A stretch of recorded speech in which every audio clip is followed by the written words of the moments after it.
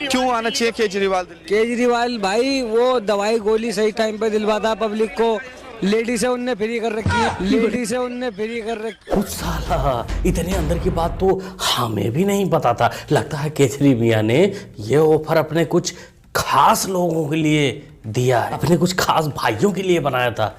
इसका तो पता लगाना ही पड़ेगा। वीडियो में बने रहिए, शायद कुछ पता चले। मेरा नाम है मिस्टर मोहम्मद आकिब जावेद आलम। ईवीएम हटा दो मोदी जी, 200 सीट भी लिया है तो फिर मुझे क्या? अगर ईवीएम हैक करनी होती तो मोदी जी का मैजिक तो दुनिया में चल रहा है, दिल्ली में क्यों नहीं ईवीएम हैक कर पा रहे?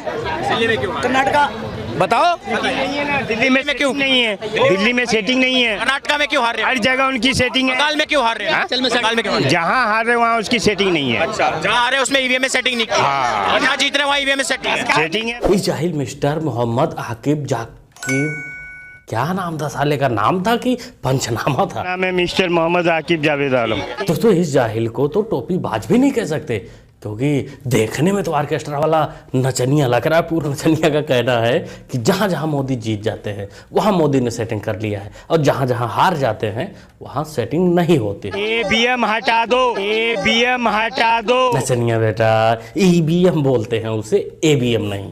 पहले उसे पता कर ले। नाचने से तेरे को फुर्सत मिले तब तू इसके बारे में जानेगा।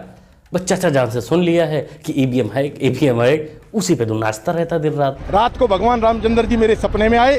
उन्होंने कहा है अब की बार जो धर्म और अधर्म की लड़ाई है, भारतीय जनता पार्टी ने 2 बार जो सत्ता हासिल करी है, तो उन्होंने ये संदेश मेरे मार्फत उन्होंने जो सपने में दर्शन दिए, पर आप मेरे दूत के रूप में जाएं और ये संदेश दें गठबंधन को, अब की मैं धर्म और अधर्म की लड़ाई में गठबंधन के साथ हूँ। क्योंकि गठबंधन में आज केजरीवाल जी के रूप में हमें शहीद भगत सिंह जी मिल चुके हैं, और श्रवण कुमार जैसे बेटे के रूप में राहुल गांधी जी मिल चुके हैं, और मुलायम जी के रूप में जो धरती पुत्र थे आज अखिलेश जी मिल चुके। ओ अरे बाबा, लगता है दिहाड़ी थोड़ा ज्यादा मिल गया है आज। क्या जो लोग निमंत्रण पाए थे, निमंत्रण पाने के बाद जो लोग भगवान राम के प्राण प्रतिष्ठा में ना जाए, उनके सपने में भगवान रामचंद्र जी आ रहे हैं, और राम भक्तों पर गोलियां चलवाने वाले का लोडा धरती पुत्र हो गया।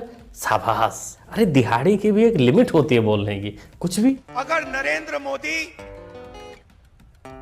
कर्जा माफ कर सकता है तो कांग्रेस पार्टी फिर से किसानों का कर्जा माफ करके आपको दिखा देगी। राहुल बाबा, काहे को गोल गोल जनता को घुमा रहे हो? अरे सीधे सीधे बोल दो ना कि 2024 में मोदी को वोट देना है, जनता समझ जाएगी तुम्हारी। मेरे जैसा बेवकूफ इस देश में नहीं। अब मछली नवरात्रि के पर्व पर आप खाते हो, क्या संदेश देना चाहते हो?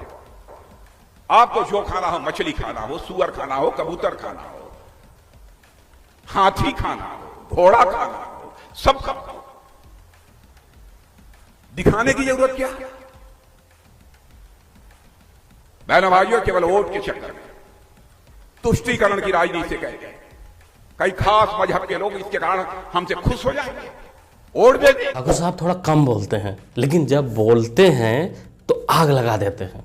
वैसे इन्होंने जो बोला वो इस जाहिल के लिए बोला था जो नवरात्रि के पहले दिन मछली खाते हुए वीडियो बनाया था और एक विशेष वर्ग के लोगों को खुश करना चाहता था। बात मुकेश जी जो है खाना लाए हैं, लंच में मछली लाए हैं और बहुत ही स्वादिष्ट मछली है।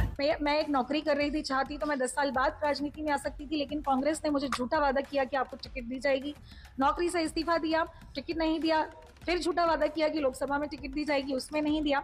तो मुझे लगता है कि ये 6 महीनों में जो मैंने कांग्रेस पार्टी को आकलन किया है कि ये परिवारवाद और स्वार्थ के कारण जो है ऊर्जावान और योग्य लोगों को आगे नहीं बढ़ने देना चाहते। डीएम साहिबा, वैसे भी तुमने जो बताया वो कोई नई बात नहीं है भाई। पप्पू एंड कंपनी मां शक्ति से लड़ना चाहती है, लड़ने का निश्चय किया है। हिंदू धर्म में शक्ति शब्द होता है, हम शक्ति से लड़ रहे हैं, एक शक्ति से लड़ रहे हैं। तुम्हारे साथ धोखा कर दिया, तुम्हें टिकट नहीं दिया, तो इसमें कोई बुरी बात नहीं है। वो अपने जुबान से नहीं पलटे, वो देवी माँ के साथ लड़ेंगे। तुम बीच में अड़चन पड़ रही थे तो तुमको भी हटा दिया। इस बार पूरे देश में 4000 से भी ज्यादा 400 गलती से 4000 बुला गया। पलटो चाचा, गलती से नहीं, गलती से बिल्कुल नहीं। ज़्यादा लगाने के बाद जब ओवरडोज हो जाता है तो ये प्रॉब्लम होती है, अक्सर हो जाती है स्टेज पे। तुम्हारे साथ भी यही हुआ, 400 का 4000 बना दिए। वैसे भी दोस्तों ये पलटू चचा बदलेगा, मेरे को पक्का लगता है कि फिर से बीजेपी को धोखा देगा या जिसके साथ रहेगा उसको धोखा देगा। देखते हैं किस दिन ओवरडोज होता है, उसी दिन भगेगा। तो चलिए हम लोग धन्य हो गए आपका दर्शन करके महाप्रभु जी, लेकिन वोट नहीं मिलेगा हम लोग की तरफ से सर। देखिए खैर अब तो वोट नहीं दिया जाएगा, यहाँ से रही बात। आप भी पूरा इज्जत कर रहे हैं, स्वागत है और आभार भी व्यक्त कर रहे हैं इस बात के लिए कि आज तक 18 वर्षों से जो सांसद महोदय रहे हैं, ऐसे पिछड़ा या कोयरी के गांव में कभी आना उचित नहीं समझे, इसे गुजरते हुए भी कभी रुकने का प्रयास नहीं किए, लेकिन आपको बुलाया गया। तो चलिए हम लोग धन्य हो गए आपका दर्शन करके महाप्रभु जी, लेकिन वोट नहीं मिलेगा हम लोग की तरफ। सही सबक सिखाएगा नेताजी को। चुनाव का माहौल है, आप जिस नेता से जो काम बोलोगे, अगर बाद वाला काम है तो बोल देगा हाँ बिल्कुल हो जाएगा। गेहूं काटने के लिए बोलोगे तो गेहूं भी काटेगा तुम्हारा। लेकिन जिस दिन जीत गया उसके फॉर्चूनर का हॉर्न तुम्हारे गांव के आसपास भी नहीं नजर आएगा। नेताजी तो छोड़ो, इसलिए अपना नेता वही चुने जो आप लोगों के बीच रहता हो, जो काम कर सके या करने लायक हो, बात खत्म।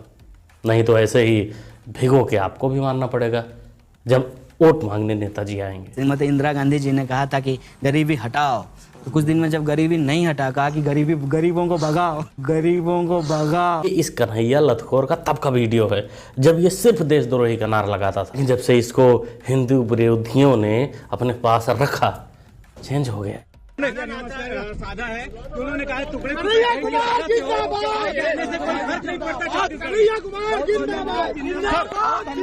सर मोदी को आपने जनरल कायर कह दिया, अभी तोता ज्योतिषी बता दिया, रावण कह दिया। मोदी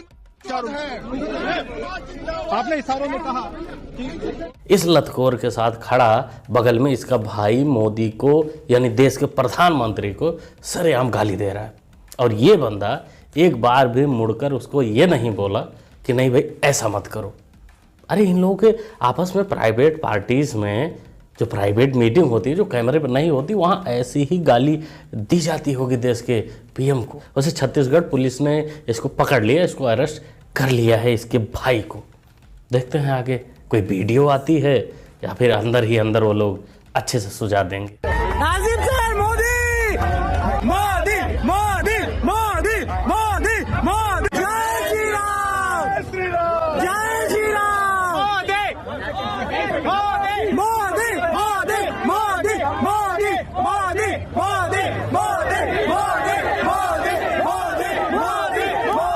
अरे आज तो स्टूडेंट्स ने ही दरबारी चाचा को आड़े हाथों ले लिया। लेकिन दोस्तों आप लोग सोच रहे होंगे कि दरबारी चाचा हैं तो नारे मोदी मोदी के क्यों लग रहे हैं। तो आपको पता होना चाहिए पिछली कई दशक से दरबारी चाचा फुल मेहनत कर रहे हैं मोदी को नीचा गिराने का, मोदी को हराने का या और भी प्रोपेगेंडा करने का, लेकिन बेचारे नहीं सफल, कुछ बेचारे नहीं उखाड़ पाए और 2024 में भी लगता है नहीं उखाड़ पाएंगे। तो बंदे मजे ले रहे हैं और कुछ नहीं। हम वन नेशन वन इलेक्शन के विचार को भी साकार करने का संकल्प लेकर के आगे बढ़ेंगे। बीजेपी यूनिफॉर्म सिविल कोड को भी देश हित में उतना ही आवश्यक समझती है। यह बीजेपी के मैनिफेस्टो का एक छोटा सा हिस्सा। अब इस चीज को सुनकर कितने लोगों के सांप लौट रहा होगा। अरे उनके जो 20-20 बच्चा पैदा करने के सपने देख रहे हैं, अपनी सरकार बनाने के सपने देख रहे हैं कि जनसंख्या बढ़ाएंगे, सरकार बनाएंगे, बेचारे तो बहुत परेशान हो गए होंगे। क्या बोलते हो दोस्तों, यूसीसी, एनआरसी, सीए तो खैर लागू हो ही गया है, ये सब कितना ज़रूरी है देश के लिए, कमेंट करके बताइएगा। ओवरऑल पूरी वीडियो आपने देखी, किस क्लिप पे आपका क्या रिएक्शन है ये भी कमेंट बॉक्स में आप लोग लिख सकते हैं, बता सकते हैं। मुन्ना भाई को सपोर्ट भी कर सकते हैं चैनल को सब्सक्राइब करके, जो कि चैनल सब्सक्राइब करना बिल्कुल फ्री होता है। तो आप लोग सब्सक्राइब करिए, जुड़ जाइए। मिलते हैं अगले वीडियो में। Thanks for watching.